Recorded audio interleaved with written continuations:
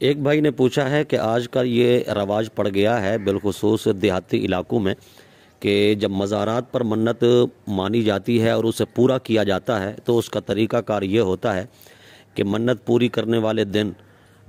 ٹرالیوں پر، بسوں پر، ویگنوں پر سوار ہو کر مرد عورتیں مل جل کر، اور عورتیں جو ہیں بند سور کر، جیسے کسی شادی میں بارات میں جا رہی ہوں، ڈھول بھی بجاتے جاتے ہیں اور اوپر تالیاں، جھومر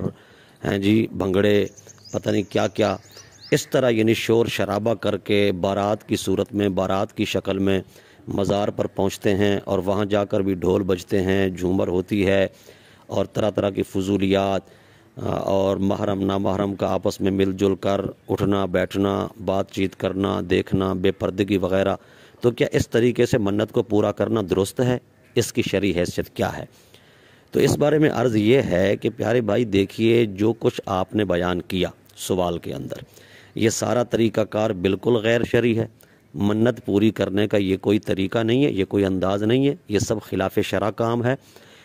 اس میں بہت ساری خرابیاں ہیں، بہت ساری شرعی خرابیاں ہیں، جس میں گویا کہ اللہ رسول کے فرامین کے ساتھ کھلی جنگ ہے، بغاوت ہے، کہ عورتوں کا بے پردہ ہونا، محرم نامحرم کی تمیز کیے بغیر آپس میں مل جل کر اس طرح جانا، پھر ڈھول بجانا، تالیاں بجانا، اور طرح طرح کے خلاف شرع کاموں کا ارتکاب کرنا۔ اس سے منت پوری کیا ہوگی؟ اس سے اللہ رسول بھی ناراض ہوں گے۔ صاحب مزار بزرگ جو ہیں وہ ان کی داد رسی کرنے کی بجائے، اللہ تعالیٰ کی بارگاہ میں سفارش کرنے کی بجائے، انہیں فیض یاب کرنے کی بجائے انہیں وہ بد دعائیں دیں گے، اور وہ ان کو اچھا نہیں جانیں گے کہ یہ ہمارے نقش قدم پر، ہماری سیرت پر، ہماری تعلیمات پر عمل کرنے کی بجائے اس قدر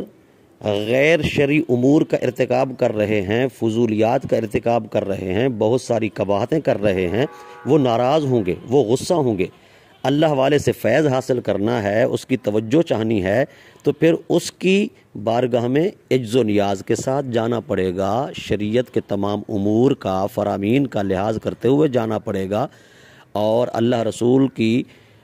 باتوں پر عمل کرتے ہوئے اللہ کے ولی کی بارگاہ میں حاضری دے کر اس سے فیض حاصل کرنے کا طریقہ اختیار کرنا پڑے گا، تاکہ اللہ کے ولی کی توجہ ہماری طرف ہو جائے اور وہ ہمیں فیض یاب کر دے، اللہ تعالیٰ کی بارگاہ میں ہماری سفارش کر دے۔ بہرحال اس طرح کی منت پوری کرنے والا جو طریقہ کار ہے شریک نہیں ہونا چاہیے، اور اس میں